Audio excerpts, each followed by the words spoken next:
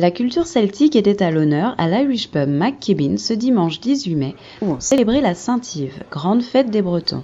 La Montreal Celtic Society organisait son premier Fest Days dans le centre-ville de Montréal sur fond de bombardes et biniou, des instruments de musique typiques de Bretagne. La communauté bretonne à Montréal sont très underground et on essaie de les amener à la lumière, pour dire. Et aujourd'hui, on fête la Saint-Yves, qui est la Saint-Patrick des Bretons.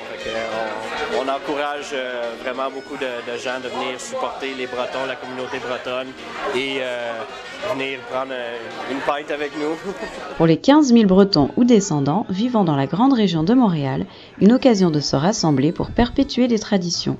Au menu, soupe aux lentilles et crêpes de froment. L'idée originale que les Bretons sont habitués à voir, c'est les fest-noz, qui est comme une relation, un petit peu comme dire un fête de soir. Aujourd'hui, le concept, c'est de faire un fest days. Le groupe Les Siffleurs de Nuit ont lancé les festivités qui débutaient à 14h en proposant des contes et des chants bretons. Une musique entraînante, mais surtout envoûtante, profonde et mélodieuse.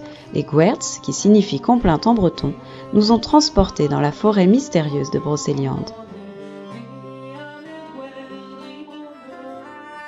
C'est une tradition qui est vivante, elle vit, elle se mélange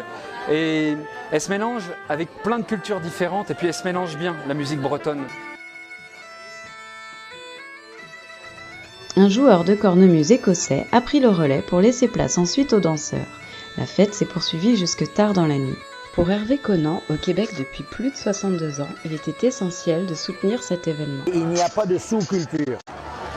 La culture bretonne est tout aussi valable que la culture française, que la culture anglaise, que la culture allemande, italienne ou autre.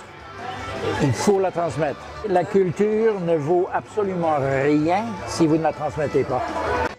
La culture bretonne est bien vivante et s'exporte outre-Atlantique. Et les anciens n'ont rien à craindre, la relève semble déjà bien assurée.